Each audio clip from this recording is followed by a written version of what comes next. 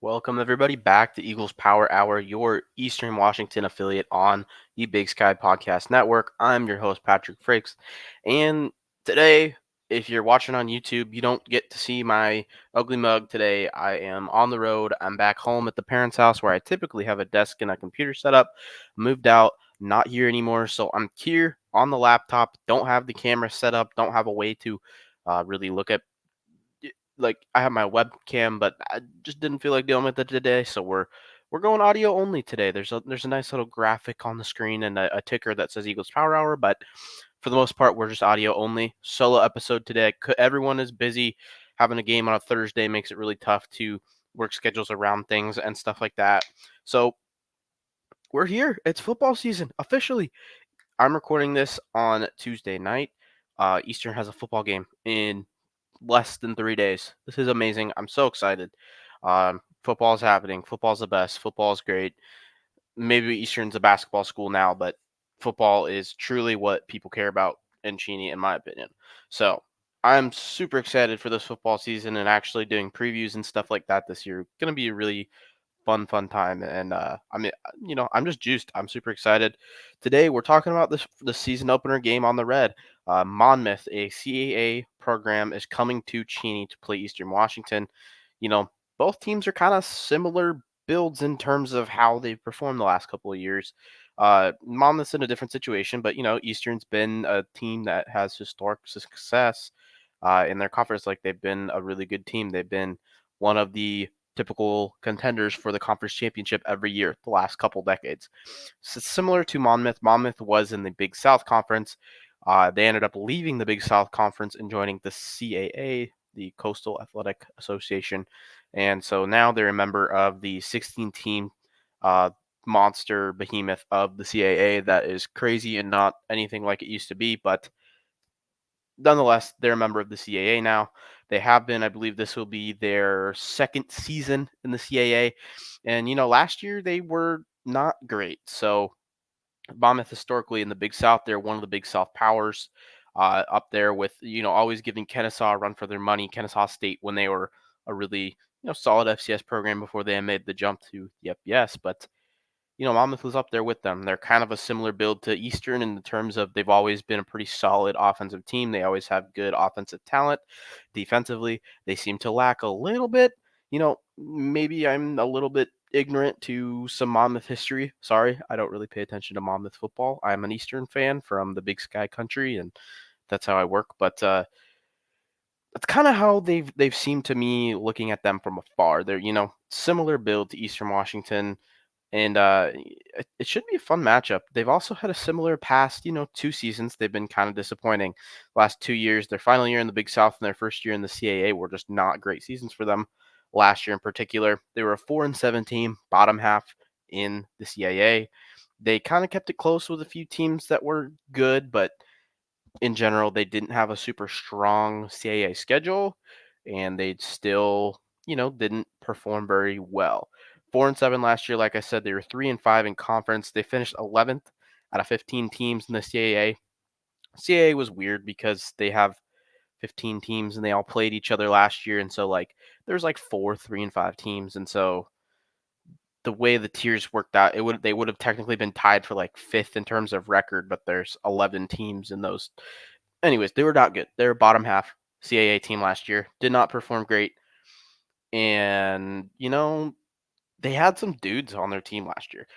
This team ran through running back Jaden Sheridan, short little scat back. He's now in the NFL. He's playing for the Panthers. I'm not sure if he survived cut day today, but, you know, last year they had a pretty solid offense, a top half offense in the league, kind of a middle to a bottom half defense in the league, pretty much a middle of the pack defense in general in their league. But, again, they kind of didn't play the toughest CAA schedule that you could really. They avoided a lot of those big, uh, tough schools. They played William Mary, they played Albany, didn't play Villanova. I don't think they played Delaware either. Kind of avoided some of the big heads. They played, two of the bigger heads, but they kind of avoided a lot of the tough teams. They got Hampton, they got Towson, who were not good teams last year, and I believe those are two of their only wins of the year. So they had 4 wins last year. 3 of them came in the CAA, like we kind of previously said. They beat Towson, who was 4-4 last year in the CAA. They beat Hampton, 3-5 in the CAA last year. And they beat Stony Brook, who was 0-8 in the CAA last year. So, their in-conference wins, not the most high quality of all time. Towson has some talent on their team, but, it's not like a super quality win on the resume.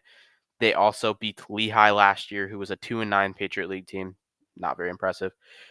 They the impressive things with Monmouth is like they've kept a few games a little close. They kept it close with Campbell. They kept it close with Elon. Both of those teams are kind of middle to top half.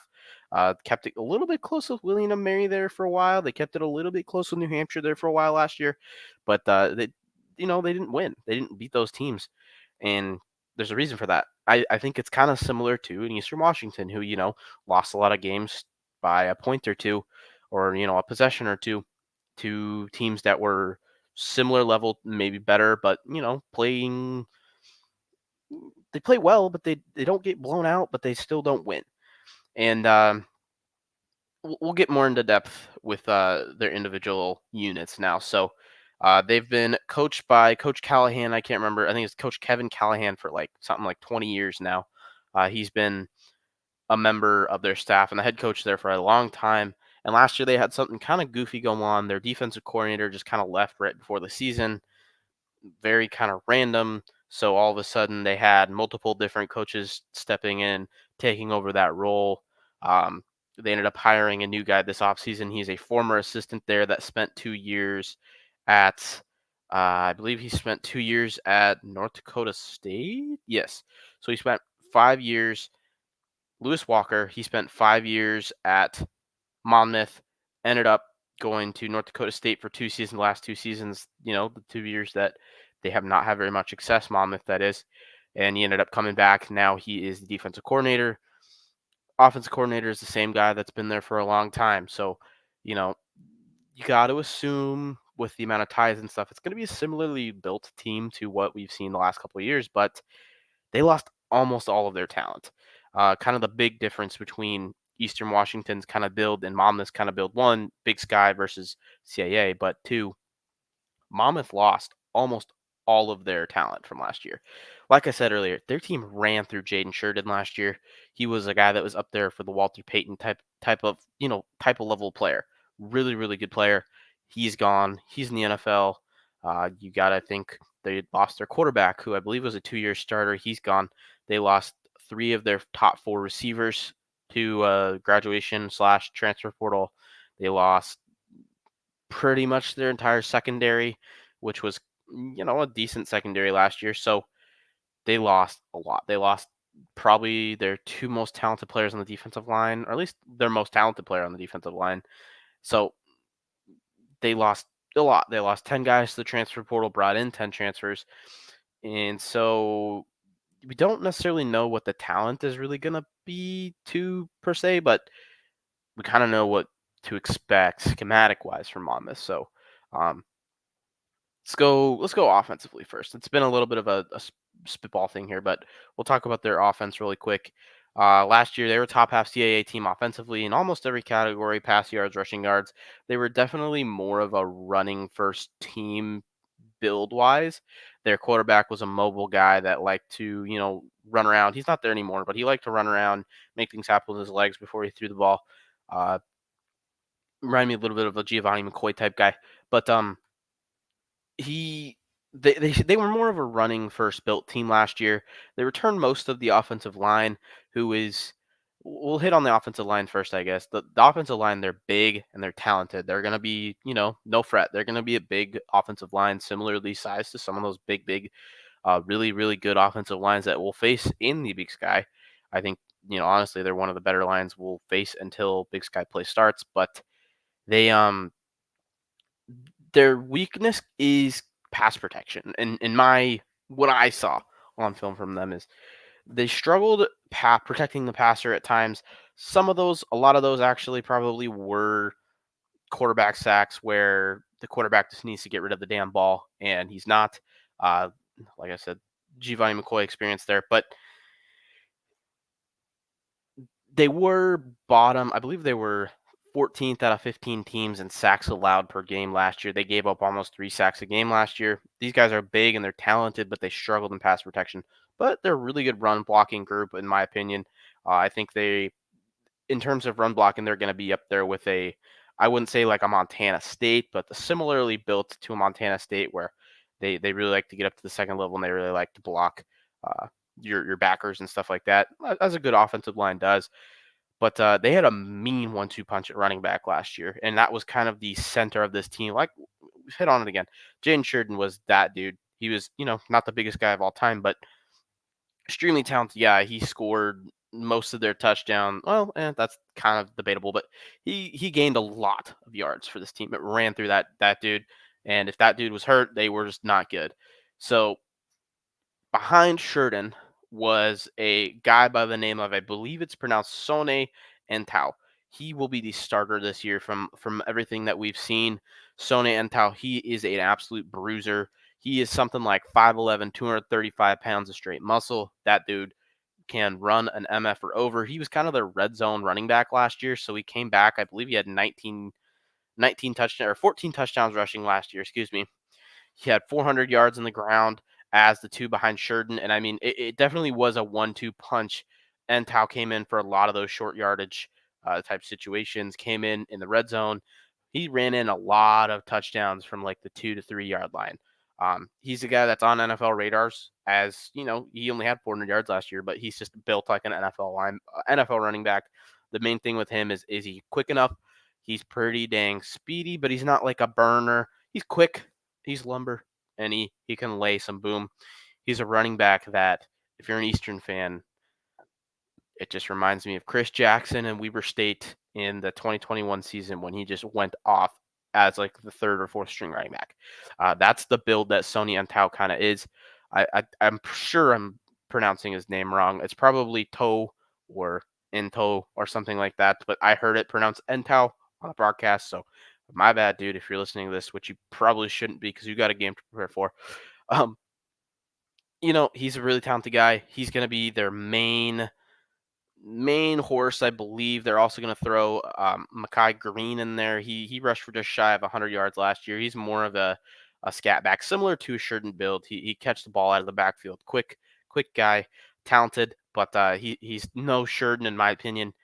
I think the majority of their rushing attack will be Sone and Tao, and I kind of expect the majority of their offense to be through Sone, but they do have some talent coming in at quarterback. So they secured transfer quarterback Derek Robertson out of Maine to play out. I believe it's his last year of eligibility at Monmouth. Part of the reason why he came to Monmouth from another CAA school is Robertson came from Maine. I can't remember if I said that already or not, but he was a starter at Maine for, I believe, 2 or 3 years, 2.5 years, something like that. Talented player, a lot of yardage, a lot of production, but he never really had the win column uh, stat that you need there at Maine to be a really good quarterback. Talented, but didn't win a ton of games. Stylistically, Robertson reminds me a lot of a Miles Hastings. He's a guy that likes to take advantage of what the defense gives him. A lot of short routes. He might not have the craziest arm talent you've ever seen in the world, but he usually completes his passes at a high percentage. He gets the yards that he needs. He makes the plays that he needs to. His tape didn't necessarily wow me with his arm. I didn't think he had like an absolute cannon or anything like that. But in the offense at Maine, he definitely used his little checkdowns, used his short routes a lot for most of his yardage. I'd say something like 80% of his production came from routes that were within 8 yards of the line of scrimmage. So talented guy though, takes care of the ball. He passed for almost 3,000 yards last year, 25 touchdowns, and only threw 6 picks. That's pretty damn good. 266 yards per game and 2 touchdowns. That's seventh in the country in yardage. So pretty damn good player. Not the most talented guy you've ever seen in the world, but very very good FCS quarterback. There's talent there. This offense is gonna be good for them. The biggest question mark I think for them on the offensive side of the ball is their receivers. They lost everyone but one guy.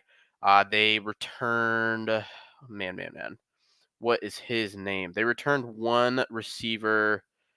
I believe his name is TJ Speet. So Speet He's more of a slot receiver type guy. He had 181 yards last year, but they lost their top three targets last year. Lost the quarterback as well last year. So, the air is kind of their question mark.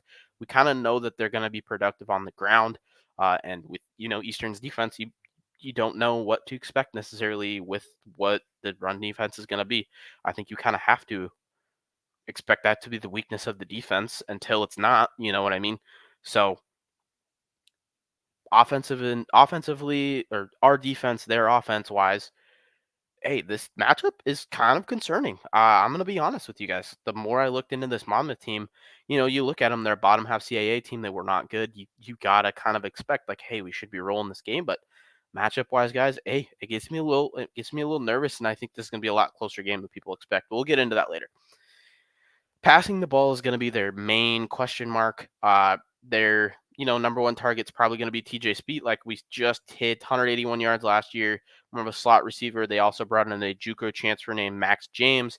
He played in played 2 years at JMU. Ended up transferring down to a JUCO for his junior year. He had about 400 yards last year in the 8 games of junior college. He's a big body, 6'3", long receiver. He's going to be going up, being pretty physical. He also is a little bit of a long ball threat as well. He's pretty quick for how big he is. So those are going to be their main receiving threats. But overall, I think they're going to be doing a lot of things through the running backs. They're going to be running the ball a lot. They're going to be a lot of screens. I think they're going to use their running backs out of the backfield a lot as well. Makai Green is probably going to be leaking out of the backfield a lot. They might even throw in a little tight end screen every once in a while. They haven't run it a ton, but I've seen it. Their tight end has an experience, but he's more of a blocker guy. I cannot remember his name. He's number 86. He's a solid player, but he was really the only one that played much last year. They run a similar style offense to a UC Davis.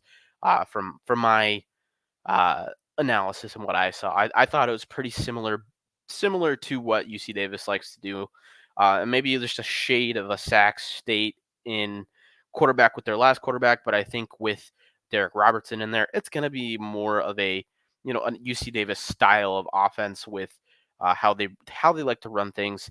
And hey, man, we'll see. I think this is going to be a lot closer of a game than we might have expected, especially with this side of the ball, the Monmouth offense versus the Eastern defense. Eastern's defense was horrible. Monmouth's offense was pretty good. But Monmouth's defense was like okay last year, and Eastern's offense was pretty good.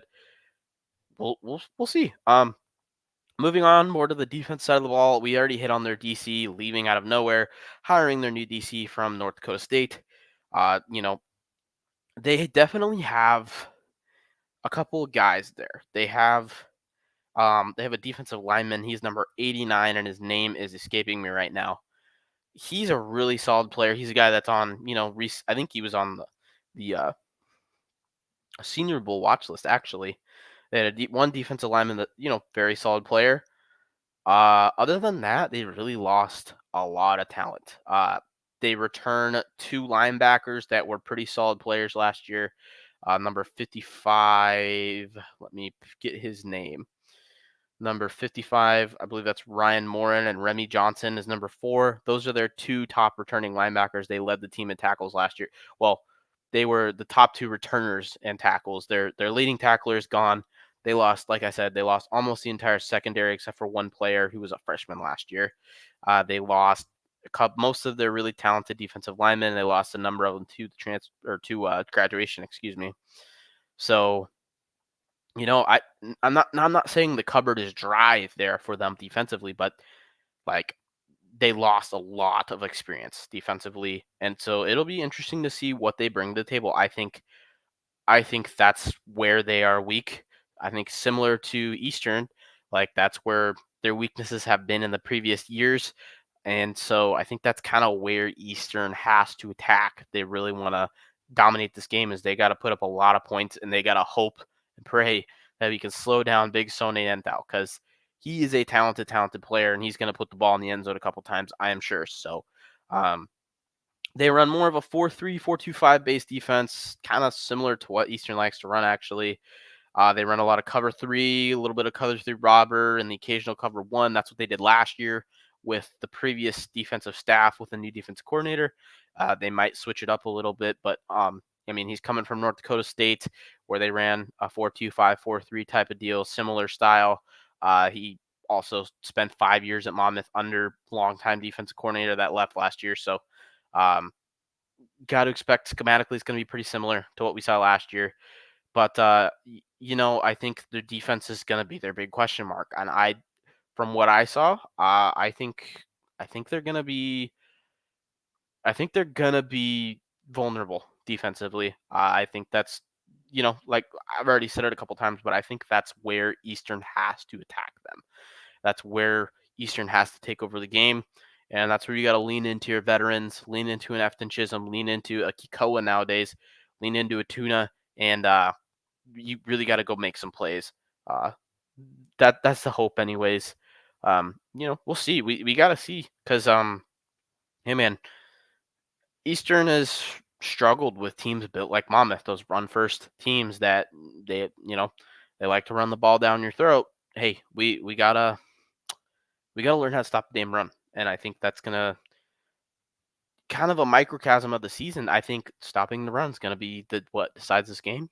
To be completely honest, I think both offenses are gonna be able to score points unless Eastern can shut down the run game, and we will see if they can. I'm optimistic, but we're gonna have to see, guys. It's week one. We don't have great insight on what this Monmouth team has done in the past because it's a brand new team, basically. Besides a couple of starters, they bring back most of the offensive line. I believe 4 of their 5 offensive linemen come back. They bring back a running back. They bring back a receiver, and they bring back like a couple defensive linemen and a couple linebackers. Everyone else is brand new, pretty much a brand new secondary, except for that one guy. Hey man, it's hard to tell what they're gonna be. Best guess, shout out to Jamie Williams because he's kind of saying similar things to me. He's saying, hey, they're going to be a good offensive team. They're going to be a meh to bad defensive team. And they're going to play hard, but they're going to be vulnerable defensively. And it's going to be similar. I think they're kind of going to be a similar to a team, like to an Eastern team last year, where offensively, for whatever reason, like we weren't quite as potent as we could have been. We like to run the ball a lot, even though Eastern's always been more of a pass first offense. And defensively, we don't really know. And, we just kind of have to see. So, hey, man, a lot of question marks. It's week one that we don't have any film to go off of. And so it's going to be more of a just, hey, let's go see what the hell we got here. Because I think this is more of an even matchup than we may realize as Eagle fans that like to think that we're still, an elite program, which, hey, man, I believe we are, but we got to prove it. And we will see, guys. Uh, we're gonna hit on, I think the keys of the game. I kind of briefly hit it, but keys to this game for an Eastern win. I think it comes down to two things. I think one, like I said, Eastern has to stop the run. We got to be prepared for a heavy, heavy dose of Sony and Tau. We got to be prepared for a lot of running the ball. And they're kind of a spread offense, but I think they're gonna want to run the crap out of the ball, and they really just want to pound it, pound it, pound it. And we got to be prepared for that, and we got to load up that box. We got to cause chaos. I think that's kind of going to be the defensive philosophy this year: is cause chaos, cause craziness, cause turnovers, and we'll see how the Eagle defense fares. I'm really excited to see them play another team, see how I'm feeling after 60 minutes of football, and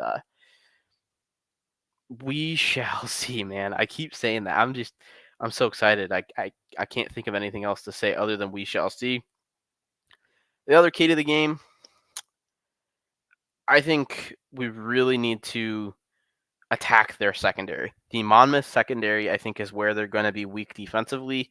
They lose almost everyone. They return one player on that secondary. They brought in a couple. They brought in a couple transfers there, but I think that's going to be where we have a chance to kind of attack them.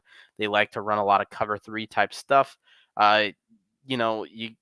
I'm hoping that Eastern's going to be able to take advantage, kind of on the edges, kind of in the middle, and I mean, edges in the middle, whatever, but in kind of the short routes to a guy like Chisholm and a guy like Ulm, who's more of a possession receiver. Hey, man, I really think that Eastern style of offense is one that they tend to struggle with. The defenses like what Monmouth is dealing with here with a very unexperienced defensive back core, and they don't have the most athletic linebackers of all time. So I think that middle of the field is going to be where Eastern has to attack this team, and I think they really got to just overall play their butts off because hey, they're no slump. Monmouth is no slump. This is a real FCS test, and I think that's all I got on Monmouth, guys. I think Eastern wins this game by a score or two. I think it's a close game. I think it's going to be pretty similar to that Law game last year, where it's kind of a back and forth thing, and I think Eastern's the better team in general, and Eastern should win this thing. What I'm hoping for is Eastern comes out and stifles their run game. I don't think they're going to completely stop it, but I think they're going to contain it. That's what I'm hoping to see, and I'm hoping Eastern's able to pull this one out by 2 or 3 scores. That's what I would love to see if Eastern is that dominant Big Sky team, not dominant, but that good Big Sky team that we're hoping they're going to be this year with some playoff aspirations and a big senior class. Um, in other news, the two deep depth chart came out today on Tuesday for Eastern Washington. You know, not a ton of shocking names. I'll just read through it here really quick. Kikoa is starting at quarterback. Tuna at running back. Receivers. The three that we knew: Chisholm, Ulm, and Miles Williams. Uh, the offensive line a little different than we might have expected.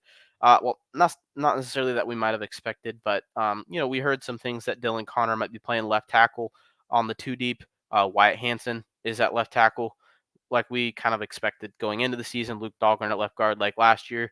Celian Rivera at center and right guard, as we expected. And then I think that right tackle spot's going to be a flip flop between Dylan Connor and Noah Stewart.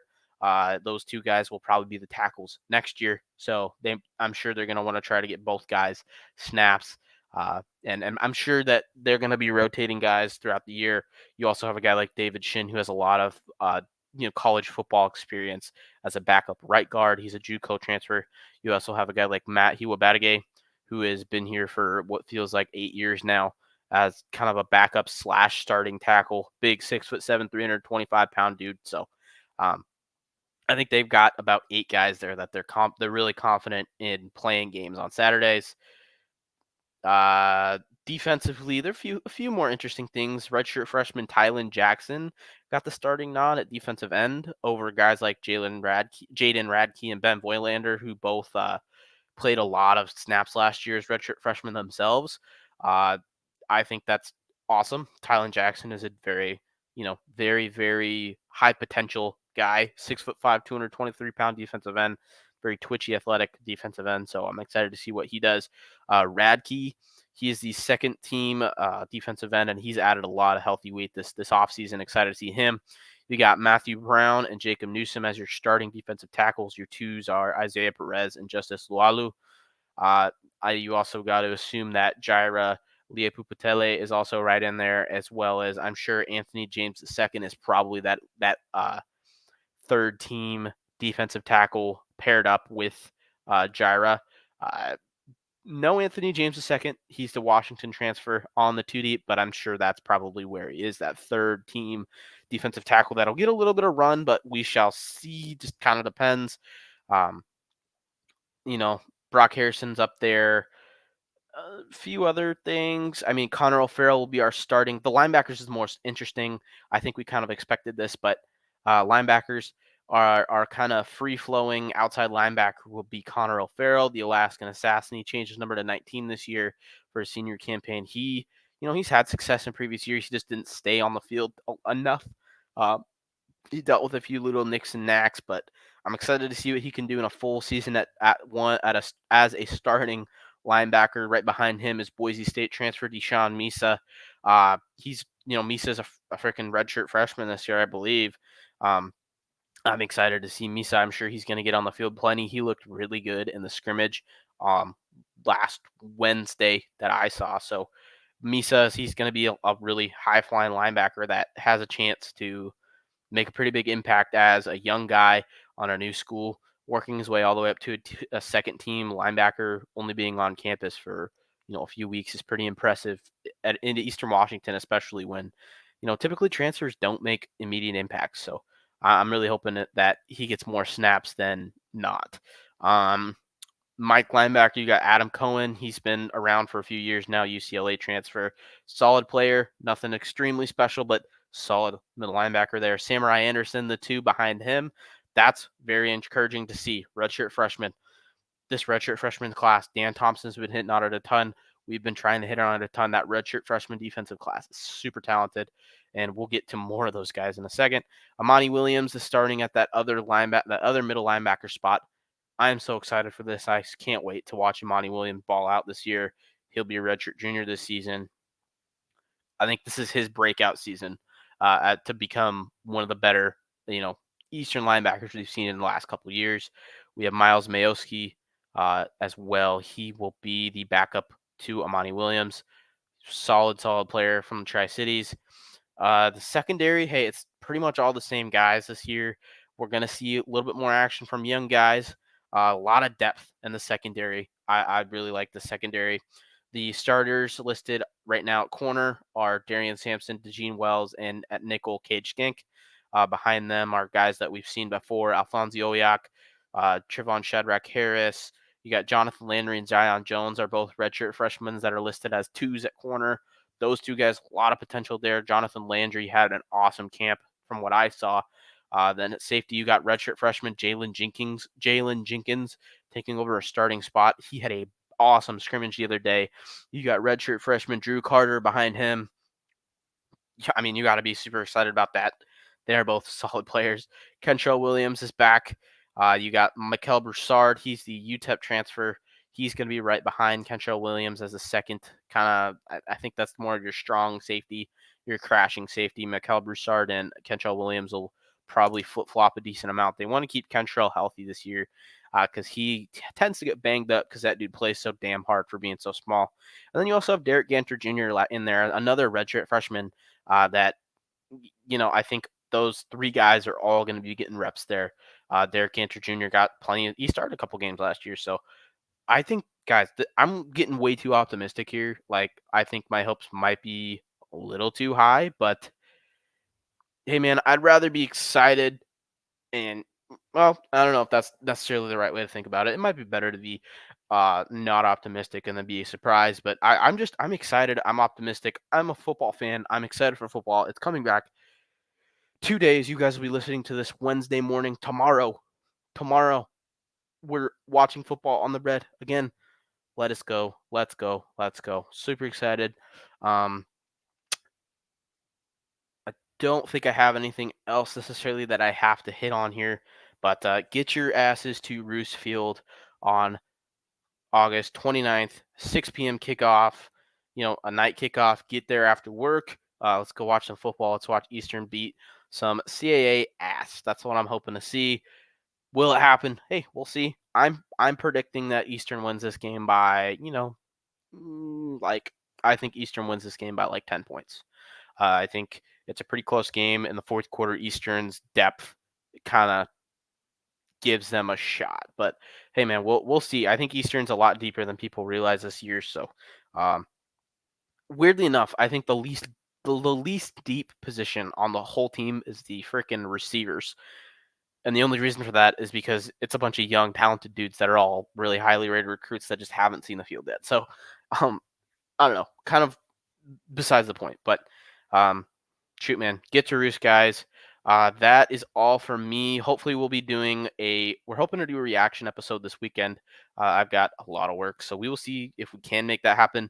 If not, we're going to be hoping to get a preview episode for our next game out early into the week. Preview for Drake. Spoiler alert: Drake isn't very good, so that should be a pretty, hopefully, easy win. But we shall see. Um, Important season for Aaron Best, man. They really got to get it done this year. Or I think Aaron Best might be gone, man. And I really don't want him to be gone because I love Aaron Best. But hey, important season, exciting season, and shoot, man, nothing can't go down from where we were the last 2 years, man. I think that defense can only get better, and so I'm excited, man. Really hoping for a breakout season. Not breakout. What the heck? I'm hoping for a breakout season from Miles Williams. I'm hoping to see a big ass season from Efton Chisholm. I want to see Kikoa just light the world on fire this year. I'm really hoping he does. But without further ado, I'm going to call it there. Thank everyone for watching. Go ahead and leave a nice little rating for the podcast on Spotify. That really helps us out. We're finally back on Spotify. We had some login issues because Grandpa Kyler signed up for Spotify with his old work email that we couldn't get into, and yada yada yada. We fixed it though. No longer on Grandpa Kyler's old work email, so we got it figured out. But other than that, guys, uh, I'm really excited for the season, and go Eags.